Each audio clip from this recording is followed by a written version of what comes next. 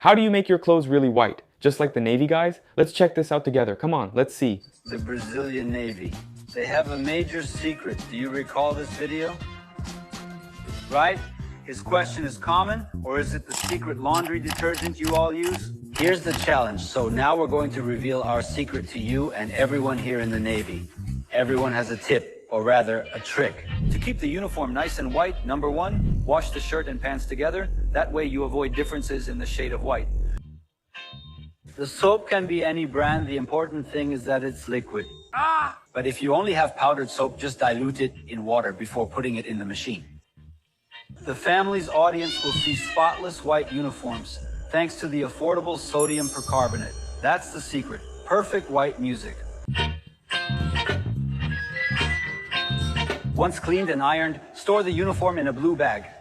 Did you get that, Sakara? Now yes, the white won't turn yellow and will even have a bluish tone. Secret revealed. Did you like the tips?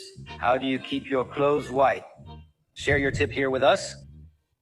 Guys, look how cool. I thought this video from the Brazilian Navy was really cool. Congratulations to the Brazilian Navy, and let's share this tip, guys. Here's the thing, when we talk about clothing, it's something very important. How are you seen during your shift?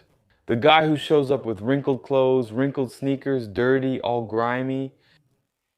Appearance matters a lot. So when you look at people from the armed forces, when you look at nurses, let's take nurses, the nurses from the armed forces. Have you seen how disciplined they are, how their uniforms look, regardless of the color? But have you noticed that they have a certain elegance, because that's called discipline? It's well put together, well arranged, no beards, hair neatly done, women with their hair in a bun, so that's called organization. Now the question for you is, if the institution where you work doesn't have many rules or much culture, how are you going to work? If you're a nurse, nursing technician, or assistant, you'll just go however you want, or rather, the institution provided you with gowns. The lab coats. What color is your lab coat, guys? I've worked with people whose lab coats were stained around the collar. It looked terrible, man. You can notice it if you're just a little taller than the person from above. If you look down a bit, you'll see it's dirty here, especially the collar, right there. There are people who don't wash their lab coat, they just put it in the car. They arrive for their shift, grab a lab coat and put it on. They do a 12-hour shift, leave the department, take off the lab coat and put it on the car seat, and then they don't wash it. 36 hours later, when they come back for another shift, they grab the same lab coat. Guys, for God's sake, you have to think about the lab coat. You used it among many people, some of them sick. Can you imagine what that's like? It's a hospital setting for you to reuse the lab coat. So here's the thing. Here I started this video by sharing this tip that I found very interesting to keep the lab coat really white. Now the thing is, moving away from the part about keeping the lab coat white, you shouldn't work with your uniform stained, dirty, and wrinkled. That says a lot about you, not so much about the institution. Of course, there are institutions that will demand this, and when they do and you don't adapt, you get dismissed because you don't have the right behavior. Your behavior is very different from what the company wants. Have you ever thought how absurd it is that the company fired you for your behavior? That happens most of the time. So in these cases, here's not just a tip, but a warning for you, okay? Wash your lab coat as often as possible, as soon as you get home.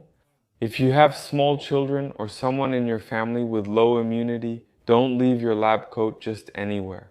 Put it in a small bag. When you get home, maybe you won't wash it today, you'll wash it tomorrow, so leave it inside the bag. Then when you're ready, take it out and wash it. Anyway, avoid handling the lab coat and leaving it in the car. Other people will ride in the car with you, maybe your children, nephews, maybe someone elderly, someone in your family, a father, a mother, an uncle, or someone who has slightly reduced immunity. Have you considered whether the lab coat truly protects you, even though it's meant to be a source of protection? But for it to protect you, the outside of it, which comes into contact with several people during a shift, right? Do you understand? And then, when do you start using it as a shield for yourself? But you put it in your car, put it in your bag, throw it inside your bag, in your bag. phone, wallet, and everything else. Take out the phone, put it to your ear, then back in the bag, all mixing with the lab coat and other items.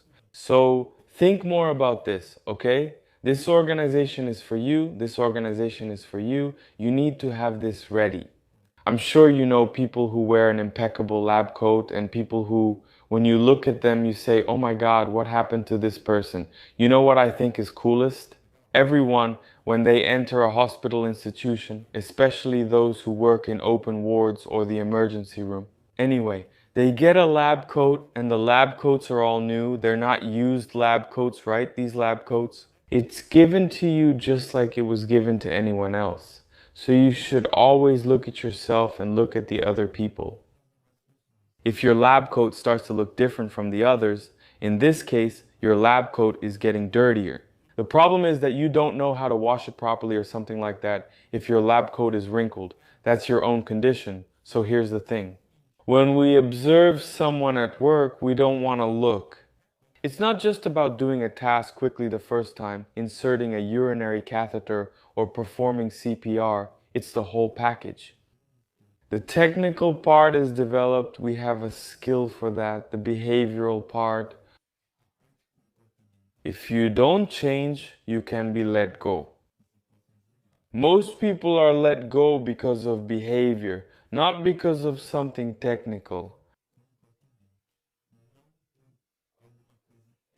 And people have a hard time coming to you and saying that you were incompetent in this, you fell short here.